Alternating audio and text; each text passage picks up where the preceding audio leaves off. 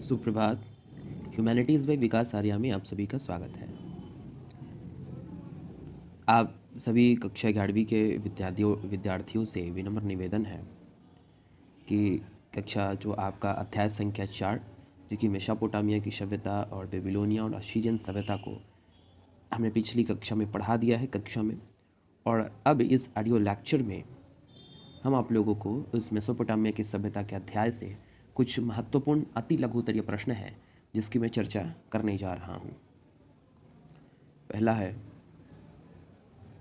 कि मेसोपोटामिया की सभ्यता किन किन सभ्यताओं से मिलकर निर्मित हुई। तो मेसोपोटामिया 3 सभ्यताओं, सुमेरियन, बेबीलोनियन और असीरियन सभ्यता, इन तीनों सभ्यता के सम्मिलित रूप से हम मेसोपोटामिया की सभ्यता कहते हैं।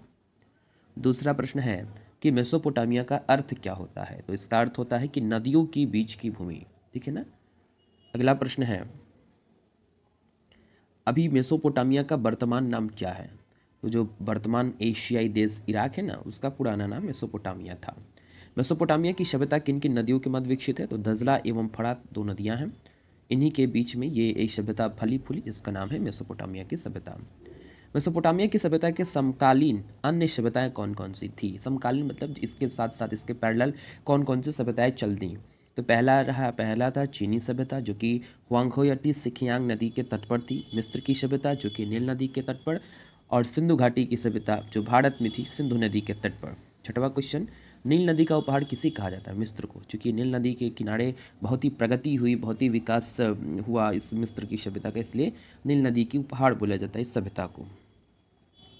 अगला पूछ रहा है क्वेश्चन कि हुआंगहो या शिकियांग नदियों के किनारे कौन सी सभ्यता विकसित हुई। तो वो है चीनी सभ्यता विकसित हुई।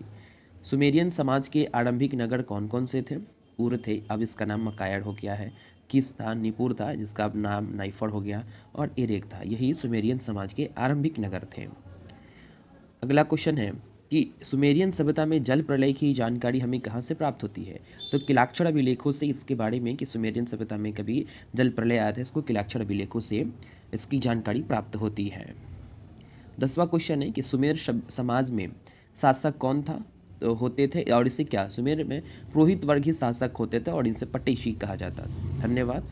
तो इस अध्याय का ये लेक्चर, ये प्रश्न उत्तर श्रृंखला 1 है, पार्ट 1, और बहुत जल्द आप लोगों को पार्ट 2 प्रोवाइड करा दिया जाएगा। धन्यवाद।